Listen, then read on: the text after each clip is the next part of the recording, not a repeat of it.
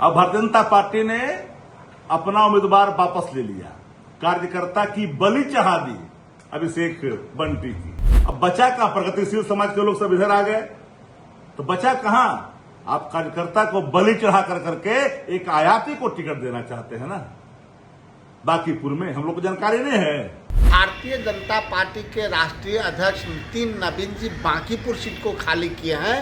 वहां उनके प्रत्याशी हार के डर से नामांकन के बाद भी नाम वापस ले रहे हैं। भारतीय जनता पार्टी और जेडीयू में इतना अंतर कला है, इतना द्वंद्व है, वो डिसीजन कर ही नहीं पाते कि उनका प्रत्याशी कौन जीत सकता है। बीजेपी के प्रत्याशी अभिषेक कुमार सिन्हा बंटी ने अपना नामांकन वापस ले लिया और इसको लेकर अब सियासत तेज हो गई है, क्योंकि बांकीपुर का उपचुनाव है और उपचुनाव को लेकर अभी जितने भी दल हैं उनकी तैयारियां तेज है। लेकिन इसी बीच कल नॉमिनेशन किया था अभिषेक कुमार सिन्हा ने और आज अपना नॉमिनेशन वापस ले लिया है और उन्होंने पारिवारिक कारण बताया है कि कारणों से वो अपना नॉमिनेशन वापस ले रहे हैं। हालांकि अब बीजेपी ने अपना दूसरा प्रत्याशी भी उतार लिया है, उनकी जगह पर नीरज कुमार सिन्हा को प्रत्याशी बनाया गया है। लेकिन अब इसको लेकर के विपक्षी पार्टियां हमलावर कहीं ना कहीं नजर आ रही है।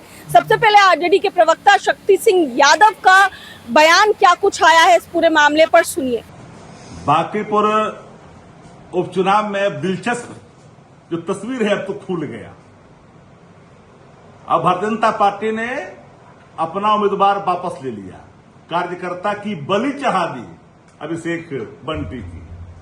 कार्यकर्ता निराश हो गए हैं।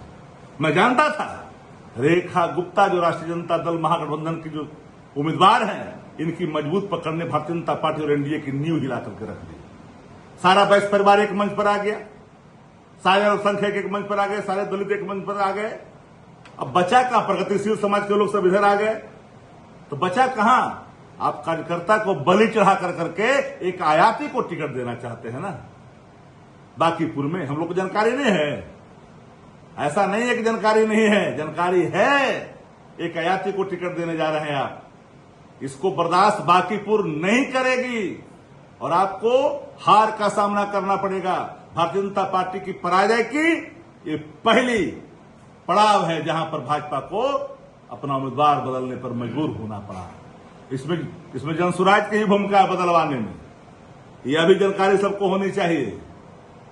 कार्यकर्ता को टिकट दिया, बड़ा ताली बजा रहे थे। कार्यकर्ता का बलि, तुरते बलि।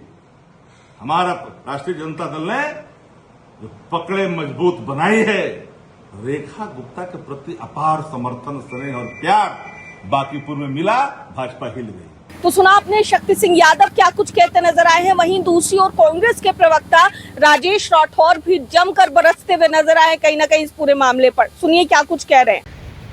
कुछ ही महीनों में बिहार में एनडीए और भारतीय जनता पार्टी की हालात इतना बद से बदतर हो गया है कि जिस सीट को भारतीय जनता पार्टी के राष्ट्रीय अध्यक्ष नितिन नवीन जी बांकीपुर सीट को खाली किए हैं, वहां उनके प्रत्याशी हार के डर से नामांकन के बाद भी नाम वापस ले रहे हैं। या फिर भारतीय जनता पार्टी और जेडीयू में इतना अंतर कला है, इतना द्वंद्व है, वो डिसीजन कर ही नहीं पाते कि उनका प्रत्याशी कौन जीत सकता है।